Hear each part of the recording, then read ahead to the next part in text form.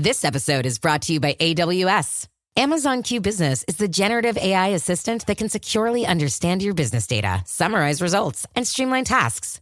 Learn what Amazon Q Business can do for you at aws.com/learn more. This episode is brought to you by LifeLock. The holidays mean more travel, more shopping, more time online, and more personal info in places that could expose you to identity theft. That's why LifeLock monitors millions of data points every second. If your identity is stolen, their US-based restoration specialist will fix it, guaranteed or your money back. Get more holiday fun and less holiday worry with LifeLock. Save up to 40% your first year. Visit LifeLock.com/podcast. Terms apply.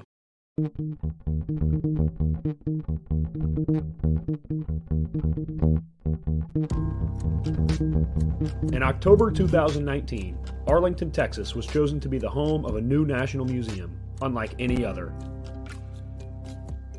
The National Medal of Honor Museum will be a unique home of military history. The 100,000 square foot museum will house exhibits, archives, and artifacts relating to the 3,500 U.S. troops who have been awarded the medal, the nation's highest honor for valor in combat. The museum will have 31,000 square feet of galleries dedicated to U.S. troops who have received the award. The museum CEO, former Navy SEAL and NASA astronaut Chris Cassidy, said the museum will focus on education as much as preservation. The building will have 5 areas dedicated to Medal of Honor winners from the Army, Marine Corps, Navy, Air Force, and Coast Guard. The main gallery will be located in a central plaza under a 25,000 square foot slab of steel, which will appear to be suspended in midair.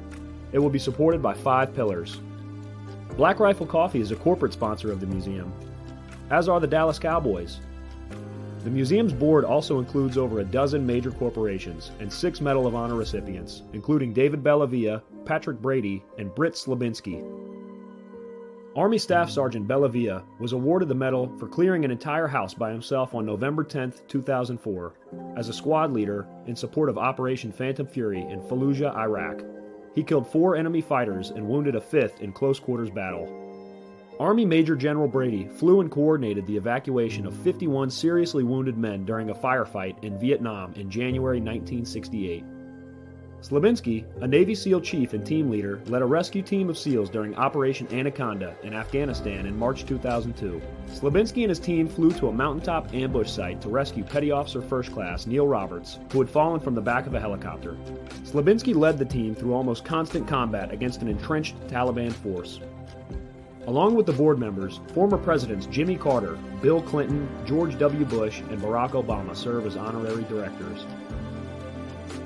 The museum is expected to open to the public in late 2024.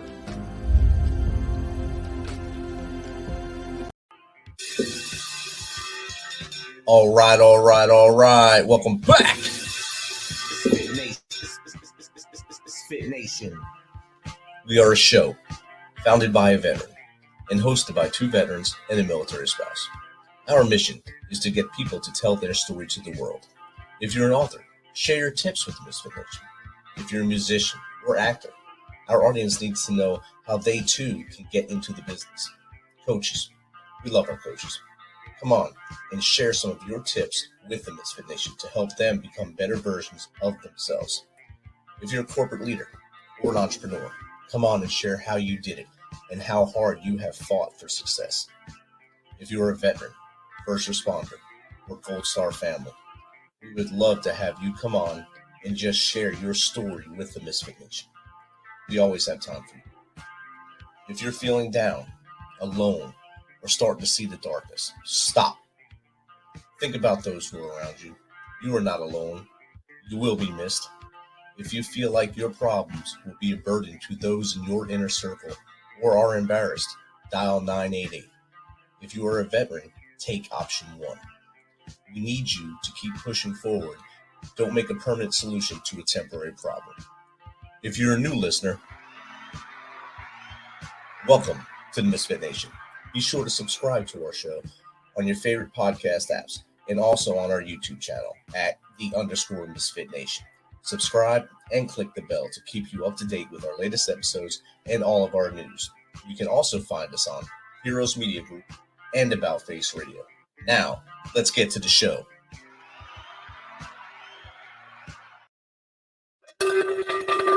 All right. Welcome back to our Tuesday after dinner show. We have a good one tonight. Navy veterans coming on.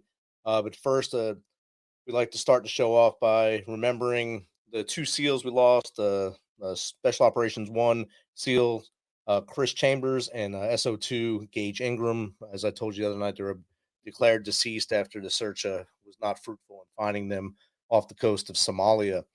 Also, this weekend, we lost a young staff sergeant to the darkness. Staff Sergeant Michelle Young. Your battle is over. We'll have to watch from now. May you rest now, rest easy until Valhalla. So our guest tonight is author. He's a U.S. Navy veteran, author, and award-winning journalist that has sold more than 1,200 copies of his debut book, The Second Son. So without further ado, let's welcome Kristof Morrow to the Misfit Nation. Welcome, Kristof. Hi. Thank you, Rich. Thank you for having me. It's awesome to get you on here, and glad we're able to meet. And the internet makes it a lot easier for us to meet each other too. And being a Navy veteran, thank you for what you do with the Navy as a corpsman. If you don't mind, tell us a little more from as far back as you want to go to how we got to where we are today. Shakespeare. Well, as far as my military service goes, which seems to be a relevant part of this show, of course, I was a kid when, like, and this might sound cheesy to people, but maybe not to veterans. I saw the movie Saving Private Ryan, and when I saw Shakespeare, when I saw the corpsman running through fire past like the hedgehogs, and to perform rescue care, I thought that was extraordinary, and worth celebrating and worth doing. It would make your life worthwhile, I felt like. And so I always had that sort of the notion that public service was a large part of what I wanted to do, not just as a writer, but as a corpsman, and as a civilian. Shakespeare. I joined right out of high school. When I was about 20, I had something that looked like a seizure, and they when I was at my first duty station at Naval Air Station, Jacksonville, Florida. I was working at the hospital there, and they didn't know what it was, but I wasn't deployable anymore. I would have been basically on duty roster for the next 5 years. So No way. yeah, so I was like, nah, no, thank you. So I tried to go to school and I went to a couple of colleges, and I won some awards for fiction and for poetry at two different schools.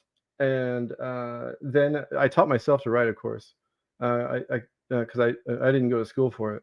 And then when I was about 27, I got a job as a reporter at a newspaper. I had to audition for the position. I got the job because obviously I don't have a journalism degree. And then I won an award for feature writing and for photography from two different Texas Press Associations. And Shakespeare. And then I moved to Canada with she's now my ex, but we moved to Alberta and then British Columbia, and that's where I live now in Vancouver. And you started, do you still do journalism up in Canada now, or freelance? No, I'm not really I never really was into it. I enjoyed it as far as, but marshaling facts and trying to describe reality in a way that was like at a certain reading level, and you're very limited. It's a lot more limited than people realize, I think. No, because you're given a lot of direction generally, depending on the size of the paper. So, And most media outlets want you to write in their word verbiage, not your own, so that you're staying along the lines with their, I guess, what they believe is their base.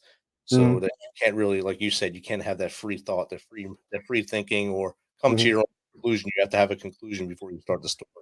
Yeah, and they do like other things. Like they'll like if you like the paper itself, the way it's formatted, it'll like highlight certain views, like So yeah, Shakespeare. So your book went viral after you were on TikTok. Did you do just like something on TikTok? You didn't dance, I hope, but did you do just a reading of your book on there or something? Yeah, nothing. Yeah, nothing that would shed dignity or blemish my dignity, right? Yeah, no, I take my work very seriously. I love my work. When I describe it, I say that I love my work. I love my work more than the sum of my love for all other things. And so it was really important for me to do it well. And so on October 16, 2021, the British Columbian government told me that my condition was such that I wouldn't be able to they couldn't find me employment at a regular place. So they said that I should just write again. And then within 10 minutes of hanging up on that phone, I started working on my book. And yeah, yeah. And I wrote it I wrote the book, the first draft in 2.5 months. Wow.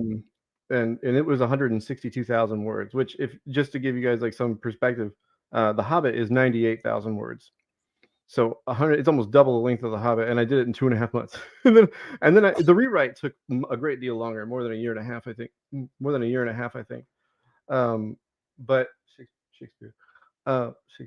And yeah, and one of my tics is I say Shakespeare, who I admire a great deal. One of the greatest writer in English literature. Anyway, yeah, but so Shakespeare. I took my yeah, I forgot. I lost my train of thought there. Sorry, Rich. You were talking about your rewrite, and Oh yeah. you explained your tick about basically paying homage to Shakespeare. Yeah. Yeah, I finished the first draft, and then I worked on the second draft for like another year and a half. And what happened was how I went viral is Shakespeare. So it was a very, very, very faintly orchestrated event. Because the way it sort of happened was that I was just I opened up it was within 3 weeks of when I started my TikTok account. So for the first 3 weeks, Shakespeare, all I did was discuss my Tourette's, and without discussing my work as a writer at all whatsoever. And then after 3 weeks, I learned that I could make my book for free for like 5 days. So I made my book for free, and around that time, I got my first review from a stranger, who this woman is now very dear to me. She's she works pediatrics emergency in a hospital, and she's really very lovely. She's kind of like she's my young aunt. That's how she wants me to describe her. She's a young aunt to me. Yeah, and she's helped me so much, and she loved my book, and she reached out to me, and Shakespeare. She made a video. As a consequence of that video that she made, 2 people bought my book the next day. And I made a video about that. Okay. Now the next morning, this is the 3rd day now. The next morning, when I woke up, I saw that I had sold a bunch of books, and I was number like 247 on the epic fantasy category, which is an extraordinary feat. Like when you literally have 0 fans. Like there's no one reading my book. No one knew who I was at all whatsoever. Yeah, I made a video about that, and that went viral. I have about almost 400,000 views for that one. And then I had a bunch of videos after that. And I've gotten over 1 million something views on all my videos. Shakespeare. Yeah, and I just and the book happened to be free digitally. Wow. And so yeah, right. So it really encouraged a lot of people to buy it. Buy it. Yeah, and about a third of them were physical copies, which was very encouraging. Yeah, that's basically how it happened. Thankfully you didn't do anything that was disparaging to yourself, and Yeah, right. it was just pure. It was basically pure uh, Mhm. unsolicited review Mhm. comes in, you post that review, and that creates that momentum, and that's awesome Mhm. that it worked out for you getting Mhm. the 1,200 going viral. That's pretty awesome right there to get your book going that high, and then when you in the 200s in the bestseller, this bestseller list of that category, that genre. I looked at my Mhm. numbers the other day. I was surprised where they were too as well in my book, because I never really looked at them until I had guests on and say talk about the numbers. So let me look at my numbers. I have to find out where they are. I looked up, so I'm not doing bad for a first time fiction writer. So Hey, that's my great. next book will be better. Next step. So Shakespeare. That's awesome. I know that feeling. It feels like there's gold in your lungs. yeah, just smile. Look at your Shakespeare. baby in your hands. Look what we're doing together. We're moving forward. Do you have Shakespeare. a idea for maybe a second book coming out, or you already write another 150,000 words?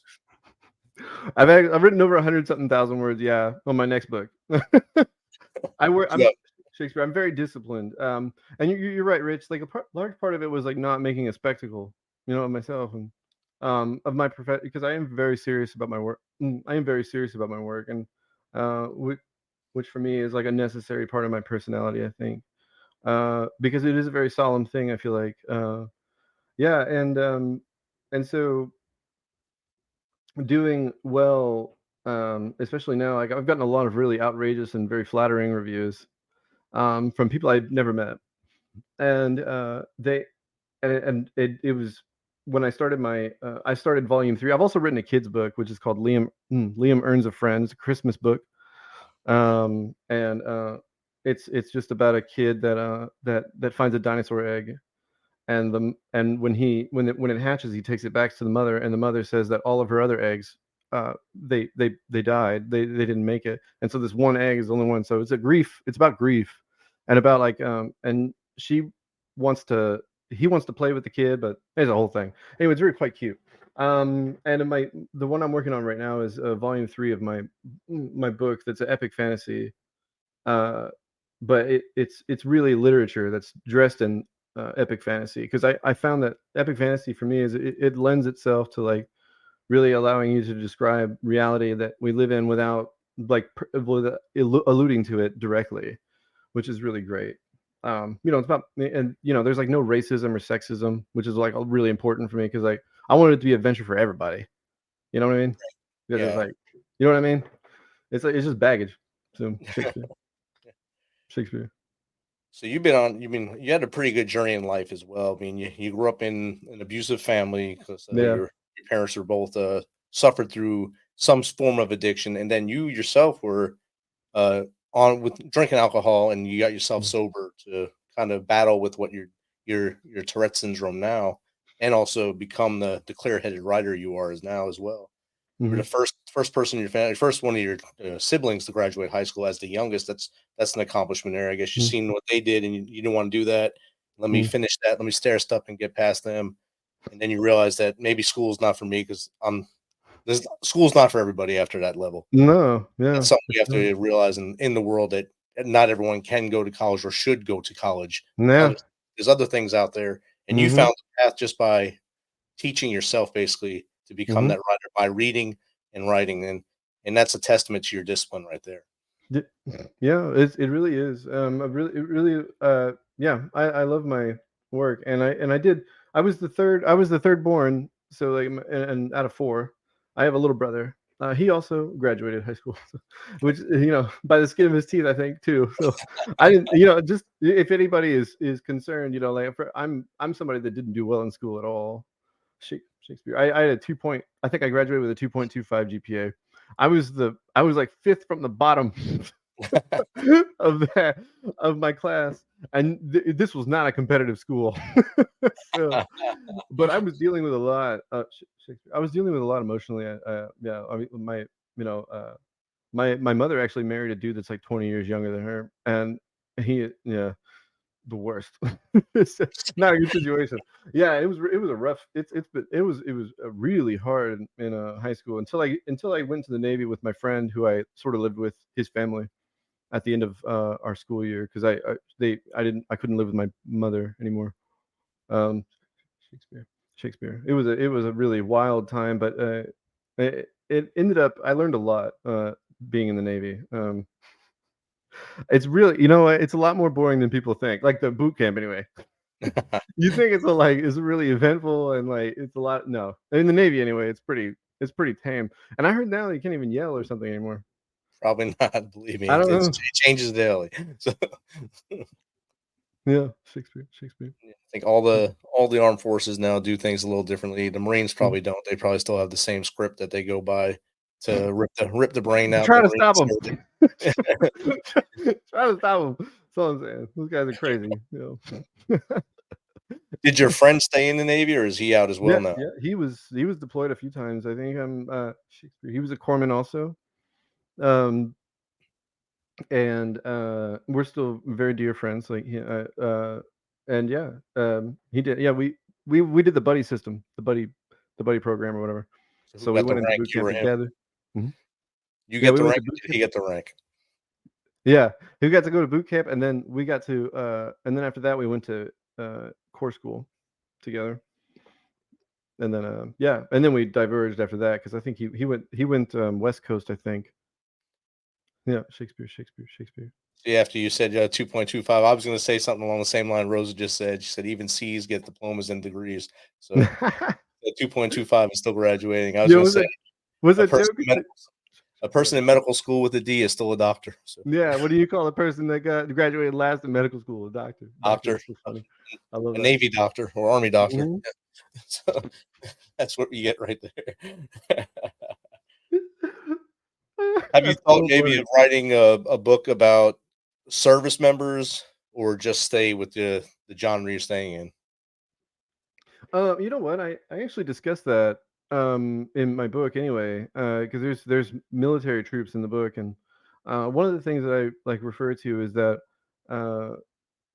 whenever they're in the military and they lose someone that's important to them, especially like a family member or something, it's really hard for them to stay like emotionally consistent. Like it's safe, emotionally safe. It's a really because your planet, like your planet of existence, like you orbit your family, like you, in terms of like your like living and how you cope with being deployed and all that, and with violence and everything. It's really about like keeping that connection with the family important. It's really important. It's a large part. And so many other, I mean, there's so many other qualities to it that I refer to in the book, that about like what part of like military service is like. Yeah, and the camaraderie that's born from it. It's really bizarre. It's very close. It's like it's weirdly comfortable. Yeah. Yeah, very, very comfortable and very locker roomish. Yes. Yeah, it's very it's necessary though. You ain't got much space. Right. And you ain't got much time at all. You gotta get things done. Very, very true. Very true. Mm-hmm. I know in your bio it says that you were in Naval Air Station Jacksonville, and then you were in Louisiana, and now you're in British Columbia. But there's plenty of other places you've been in between there, or within that realm.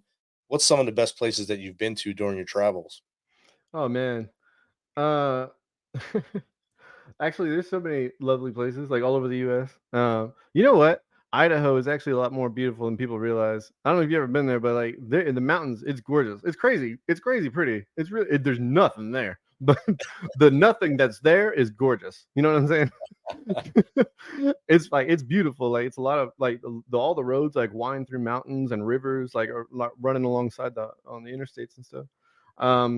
I've lived all over. Like I've lived in Oklahoma, obviously near Chicago and Great Lakes, where I was stationed. Florida. I lived in upstate New York for a while, like right on the Great Lakes. I think Lake Erie. I don't remember which lake is up there. And it was a really cool little town. Yeah, and I've traveled a lot, just out of plain curiosity. Shakespeare. Yeah, CJ, it is.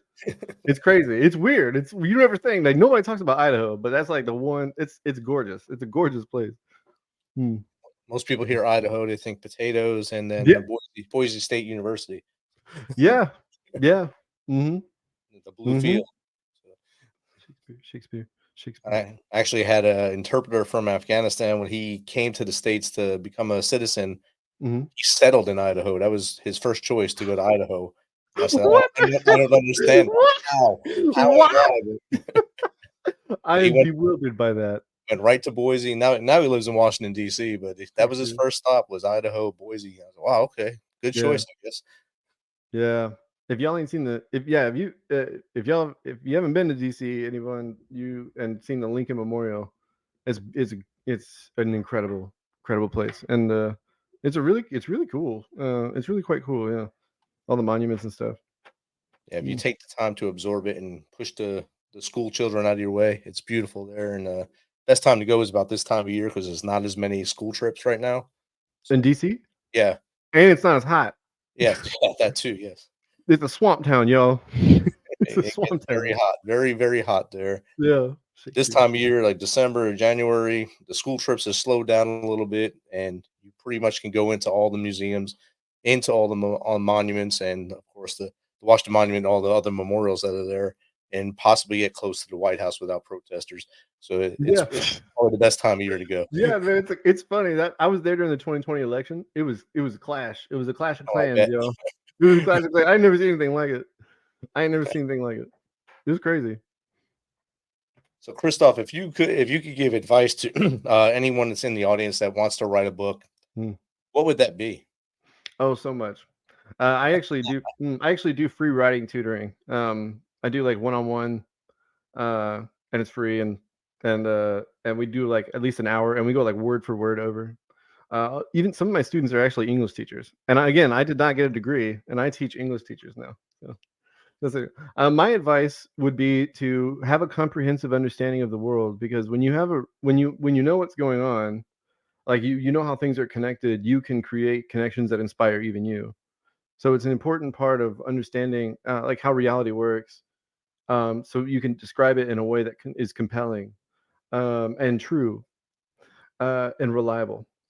Yeah, and also it will be unique because it is your perspective, and also, I would say the first draft of any book, you don't write prose. There's no emotion in it.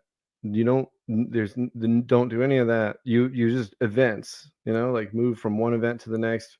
Dialogue, yeah, of course, is a part of it, but don't. Yeah, it's really about establishing like what's happening so that you can later extrapolate the philosophies that you that you hope to impart. Awesome. And how does someone, if they do want to take your free writing course or free writing classes with you, how can they get in touch with you? Oh, Shakespeare. Yeah, Shakespeare. I'm on social media, right? So I have, you can email me, or you can at Kristof Morrow at gmail.com. Or you can also Shakespeare. You can also find me on social media and write me, and I will write you back. I get a lot of messages, but I'm really diligent about connecting with people, because that's what my work is about anyway. John Steinbeck, one of the greatest American writers ever. He wrote Grapes of Wrath, East of Eden, Of Mice and Men. You guys maybe have heard of it. Of course. He said his whole mission as a writer is to help people understand one another, and I'm the same. Shakespeare. Awesome. So, audience, make sure Misfit Nation, if you want to get some helpful tips from Kristof, go to Kristof Morrow at gmail.com, or Kristof Morrow on most of the social media outlets. He'll be on there. You can find him on TikTok, of course. He's the viral sensation on TikTok, without dancing, without showing any of his body parts, and and just being right. I made an ad, Rich. I don't know if you've seen this, but I made an ad for my book, and I said I'm holding. I'm not wearing a shirt, but you can't see anything because I have a book in front of me.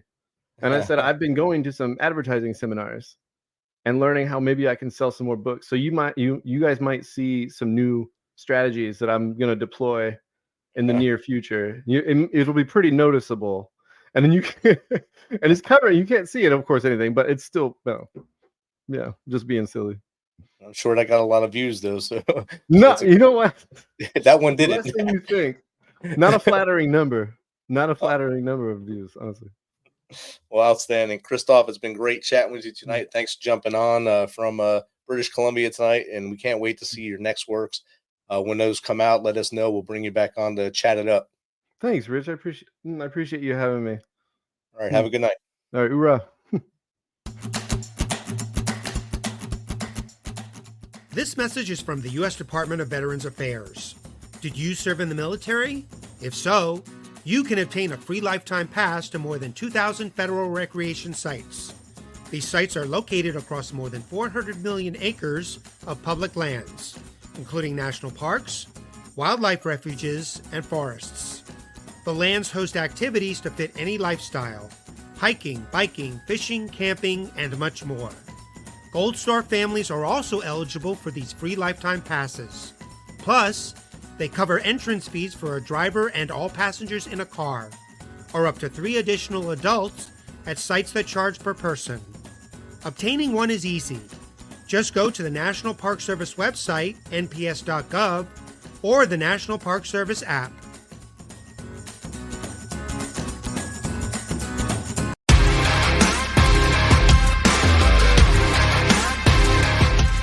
Thanks for checking us out and being a part of the Misfit Nation Show. Don't forget to visit our website at themisfitnation.com. That's themisfitnation.com. Check out all our past episodes and get some of the great Misfit Nation gear for you and your family. As always, be humble, stay hungry, and keep hustling, because we are Misfit Nation. Misfit Nation.